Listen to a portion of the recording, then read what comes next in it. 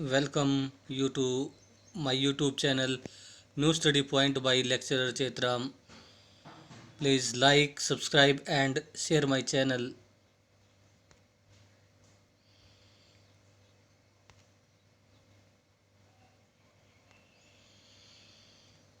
Students, आज हम पढ़ने वाले हैं some important item related to non profit seeking organisation. जो लाभ न कमाने वाली संस्थाएं हैं उनकी कुछ इम्पोर्टेंट टर्म पढ़ेंगे।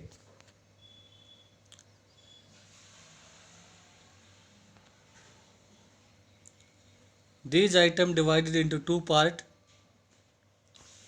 फर्स्ट है रिवेन्यू नेचर, सेकंड है कैपिटल नेचर। हम इसको इसके हिसाब से ही करेंगे। रिवेन्यू नेचर के जो आइटम उनको पहले करेंगे और कैपिटल नेचर वाले बाद में करेंगे। रिवेन्यू नेचर होता क्या है?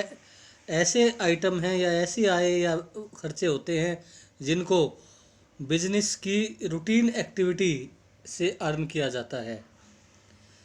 और कैपिटल नेचर के जो इनकम हैं या एक्सपेंसेस हैं वो जो एबनॉर्मल कोर्स ऑफ बिजनेस में नहीं होते, यानी कि नॉर्मल कोर्स ऑफ बिजनेस में नहीं होते हैं, वो कभी कभी होने वाली घटनाएं हैं।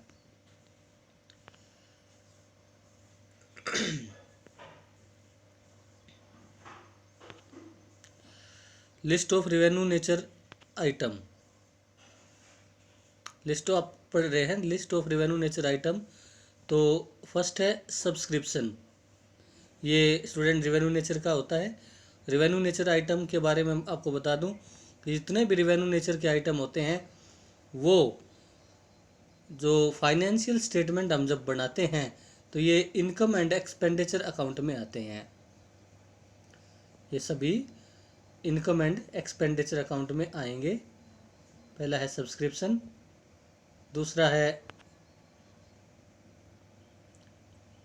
एंट्रेंस फीस या एडमिशन फीस, थर्ड है जनरल डोनेशन, फोर्थ है profit on sale of assets, fifth है sale of old newspaper and sports material, और सिक्स्थ है पेमेंट ऑफ होनोरेरियम। तो स्टूडेंट्स, ये सारे जो हैं रेवेन्यू नेचर के आइटम हैं। अब इन टर्म्स को एक एक करके हम विस्तार से पढ़ेंगे। अब हम एक बार लिस्ट देख लेते हैं।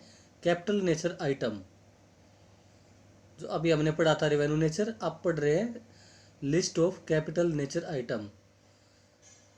जो स्टूडेंट्स कैपिटल नेचर के आइटम होते हैं वो फाइनेंशियल स्टेटमेंट में बैलेंस शीट में आते हैं। यानी रेवेन्यू नेचर के आइटम कहाँ आते हैं? ये आते हैं इनकम एंड एक्सपेंडिचर अकाउंट में, और कैपिटल नेचर के आइटम को दिखाया जाता है बैलेंस शीट में। तो कैपिटल नेचर के आइटम में फर्स्ट है लाइफ मेंबरशिप फीस, सेकंड है इंडोमेंट फंड, थर्ड है special donation, specific donation, fourth है लगेसी, और फिफ्थ है सेल ऑफ ओल्ड असेट्स। ये हमारे कैपिटल नेचर के आइटम हैं। तो ये दोनों लिस्ट अलग से आपको बता दी है, रेवेन्यू नेचर आइटम की लिस्ट और कैपिटल नेचर आइटम की लिस्ट। अब हम रेवेन्यू नेचर की आइटम हैं उनको विस्तार से पढ़ेंगे। सब्सक्रिप्शन, पहला था subscription. Subscription, it is the main source of income of a non-profit entity. It will be appearing on the debit side of receipt and payment account. Out of it, subscription belong to the current year will be posted to the credit side of income and expenditure account. तो student, जो ये subscription होता है ये not for profit जो organisation है उसके वित्तीय विवरणों में ये रिसीट एंड पेमेंट अकाउंट के डेबिट साइड में दिया हुआ होगा। और उसमें से क्योंकि रिसीट एंड पेमेंट अकाउंट में तीनों करंट ईयर, लास्ट ईयर और नेक्स्ट ईयर की मदद दी हुई होती हैं सब्सक्रिप्शन की। जो करंट ईयर का सब्सक्रिप्शन है उसको हम कहाँ ले जाएंगे, इनकम एंड एक्सपेंडिचर की इनकम साइड में यानी क्रेडिट साइड में ले जाएंगे। अब सेकंड है एंट्रेंस फीस या एडमिशन फीस। तो स्टूडेंट्स, एंट्रेंस फीस और एडमिशन फीस के बारे में दो मत हैं। एक तो इसको कैपिटल नेचर का माना जा सकता है, दूसरा इसको रिवेन्यू नेचर का माना जा सकता है। अगर क्वेश्चन में कुछ भी क्लियर नहीं है तो हम इसको रिवेन्यू नेचर का मानेंगे और रिवेन्यू नेचर का मान के इसको इनकम एंड एक्सपेंडिचर की इनकम साइड में दिखाएंगे यानी क्रेडिट साइड में दिखाएंगे।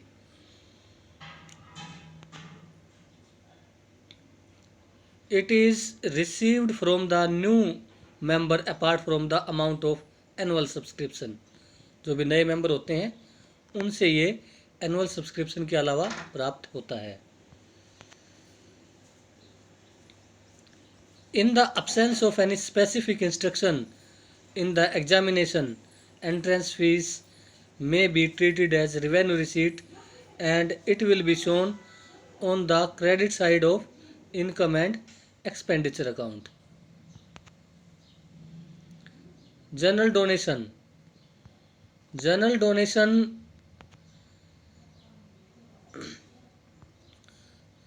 ये भी हमारा रेवेन्यू नेचर का आइटम है। General donation is the donation in which the donor does not specify the purpose for which the donation has to be used. It is treated as an income and is credit to income and expenditure account। क्योंकि जो general donation कौन सा होता है, जो किसी विशेष उद्देश्य के लिए नहीं दिया गया है और इसका जो प्रयोग है वो किसी भी उद्देश्य के लिए किया जा सकता है, किसी भी काम में किया जा सकता है और इसको हम इनकम एंड एक्सपेंडिचर अकाउंट की इनकम साइड यानी कि क्रेडिट साइड में दिखाते हैं। अब है profit on sale of asset. Students, जो profit on sale of assets है, जो भी हम असेट बेचते हैं उसको बेचने से जो लाभ होता है वो रिवेन्यू नेचर का होता है। जो असेट है, असेट कैपिटल नेचर की होती हैं। असेट के बेचने से जो पैसा मिलता है वो भी कैपिटल नेचर का है, लेकिन असेट को बेचने से जो लाभ या हानि होता है वो रिवेन्यू नेचर का है।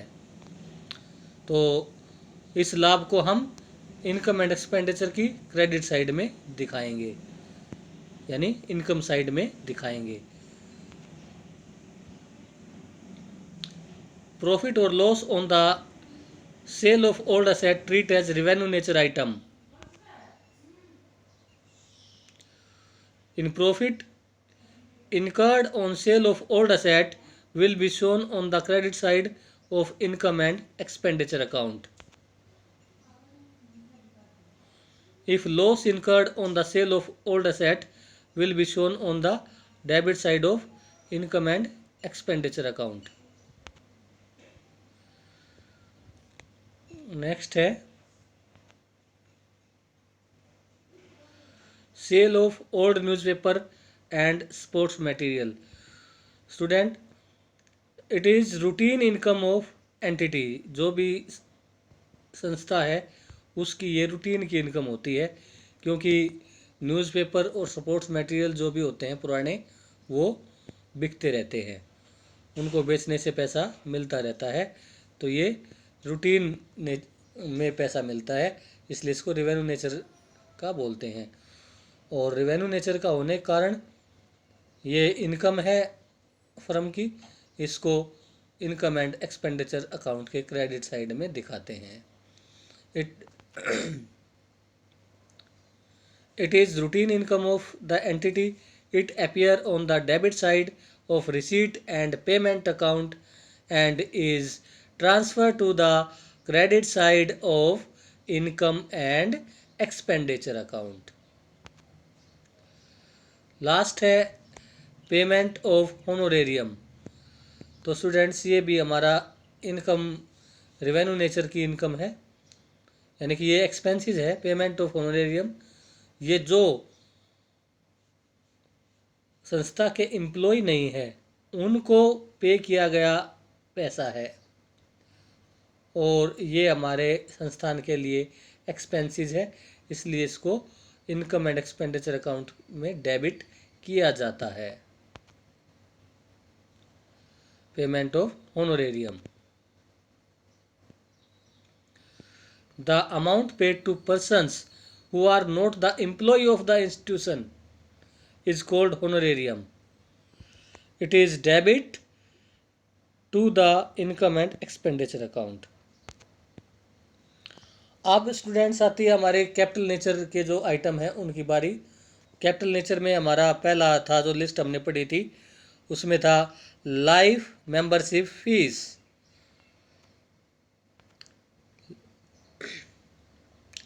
इन order to become the member of an organization for the whole of the life, it is capital nature receipt, so it is added to the capital fund or shown separately on the liability side of balance sheet. तो students जो भी संस्था के life time member बनते हैं तो उनसे जो पैसा मिलता है वो कैपिटल नेचर की रिसीट है, इनकम है। तो इसको हम बैलेंस शीट की लायबिलिटी साइड में कैपिटल फंड में जोड़ देंगे या अलग से लायबिलिटी साइड में लिख देंगे। स्टूडेंट्स नेक्स्ट जो हमारा कैपिटल नेचर आइटम है वो है इंडोमेंट फंड। इंडोमेंट फंड क्या है? Endowment fund it is a fund arising from a bequest of gift, thus it is a capital receipt. It should be shown on the liability side of balance sheet. क्योंकि जो ये fund है ये हमारे किसी gift के कारण उत्पन्न हुआ है और इसलिए ये कैपिटल रिसीट है। क्योंकि गिफ्ट बार बार नहीं मिलता है, इसमें रेगुलरिटी नहीं होती है, तो इसलिए इसको हम कैपिटल नेचर का मानते हैं। ये कैपिटल नेचर की इनकम है तो इसको बैलेंस शीट की लायबिलिटी साइड में दिखाते हैं। तो स्टूडेंट जितनी भी हमारे कैपिटल नेचर की आइटम होती है सबको बैलेंस शीट में दिखाया जाता है। Specification, specific donation. Specific donation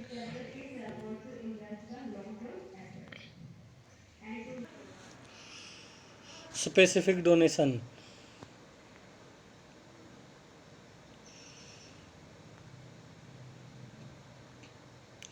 when donation received is to be utilized for a specific purpose, जैसे डोनेशन फॉर बिल्डिंग और donation for swimming pool etcetera, it is capitalise and it's on the liability side of balance sheet. तो student जो specific donation होता है मतलब जो किसी विशेष उद्देश्य के लिए मिला है, तो जिस उद्देश्य के लिए मिला है वो उसी उद्देश्य के लिए यूज हो सकता है। जैसे मान लो स्विमिंग पूल के लिए डोनेशन मिला है तो उसका प्रयोग स्विमिंग पूल बनाने में ही किया जा सकता है। बिल्डिंग के लिए मिला है तो बिल्डिंग बनाने में ही उसका यूज किया जा सकता है। यह पूंजीगत प्रकृति का है और इसको बैलेंस शीट की लायबिलिटी साइड में दिखाया जाता है। नेक्स्ट है लगेसी। लगेसी, लगेसी क्या है?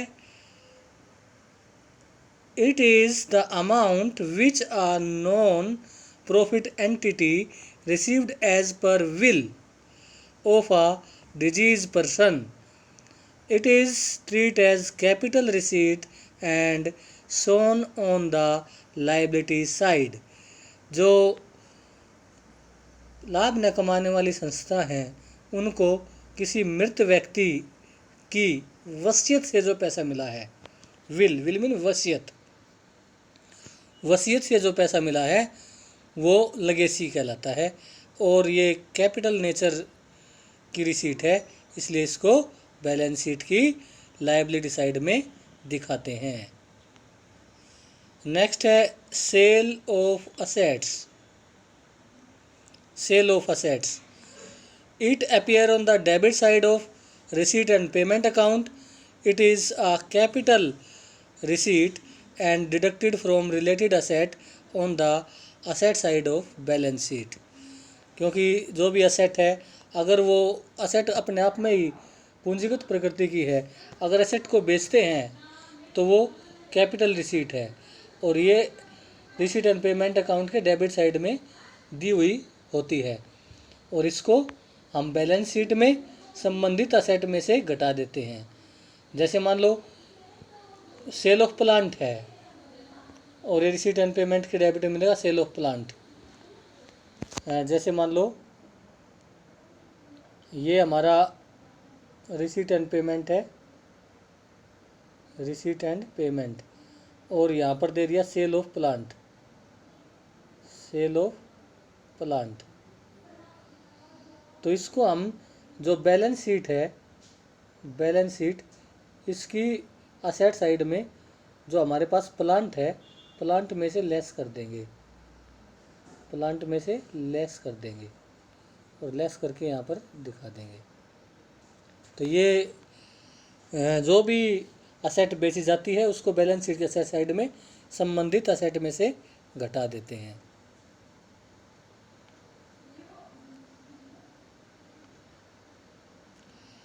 Thank you students, have a nice day.